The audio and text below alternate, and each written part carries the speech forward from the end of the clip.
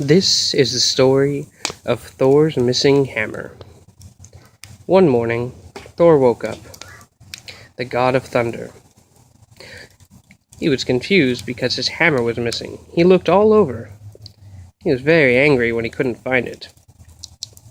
He tore apart his room, ran his fingers through his beard, and shook with fury. Who would steal his hammer? Well, he went to look for Loki, because Loki always knows what's going on.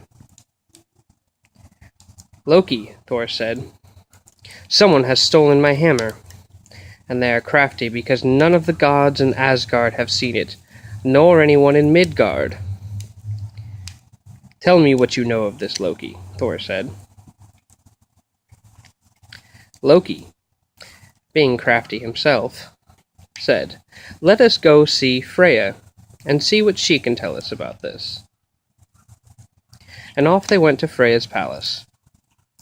Once they got to Freya's palace, Thor and Loki explained the situation about the hammer being missing, and how someone must have stolen it. Loki asked Thor for her falcon-feathered cloak, so that he could go and visit Jotunheim, the home of the frost giants, because no one but a giant would have been capable of stealing Thor's hammer. Freya gladly agreed. She lent Loki her falcon-feathered cloak, and said, "I would have gladly lent you this cloak, whether it was made of silver and gold, or just the falcon feathers." And off Loki flew, with a whistle, down to Jotunheim. When he landed in Jotunheim, he came across Thrym, the frost giant, who was threading gold into the mane of his horses. Thrym greeted Loki. "How are the gods in Asgard? How are the elves?" Loki replied, "The gods are beset with great trouble. The hammer of thunder is missing. Have you stolen it?" Thrym replied, "Why, yes, I have, and I've buried it 8 miles deep in the earth, and I will return it to no god, unless Freya agrees to be my bride." With this, Loki flew back to Asgard. Upon his return, he encountered Thor. Thor demanded of Loki what he found out. Said, "No mischief now, Loki. What news do you bring from Jotunheim?" Loki replied, "We must go and visit Freya at once." Once at Freya's palace, Loki told her the news. She said, "You must gather your veil and put on a wedding dress, for you are to become a bride." "What?" Freya replied. But I am already married."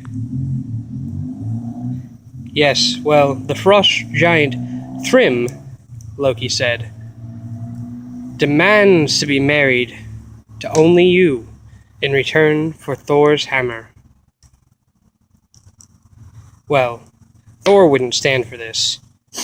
Not only could he not imagine Freya the Beautiful being married to an ugly frost giant, he also could not put her in such a position for his hammer. So they went to see the gods of Asgard. None of the gods in Asgard could figure out a solution to Thor's problem. Until finally, they sought the counsel of Heimdall, the wisest of all the gods in Asgard. He suggested that Thor go in place of Freya to be Thrym's bride. All the gods chuckled at this. But he was serious. Loki and Heimdall both knew that they could pull it off. They said, "We'll dress you up as a woman and send you down covered in a veil. We'll put keys around your waist. We'll disguise your legs beneath a giant dress. We will make you unrecognizable, and he will fall for you." Thor laughed and said, The only thing this will accomplish is that you will all be able to laugh at me seeing me dressed up as a woman. But, seeing no other option, Thor agreed. They set off immediately. Loki decided to accompany him, dressed as his handmaid. When they arrived, a large feast was set about by the frost giant Thrym, welcoming his new bride. He told everyone how beautiful his new bride Freya is, and how lucky he was to have her, that with all of his wealth and all of his power, she was the only thing missing.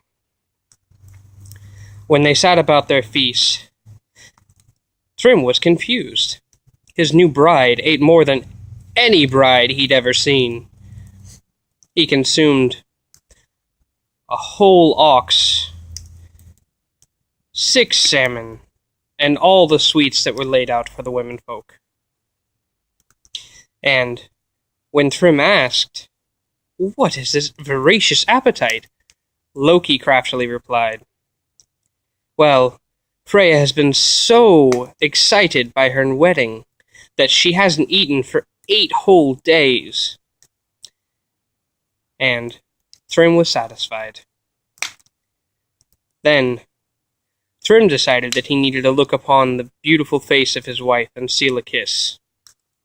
When he lifted the veil, he saw fierce eyes glaring back at him and jumped back in shock.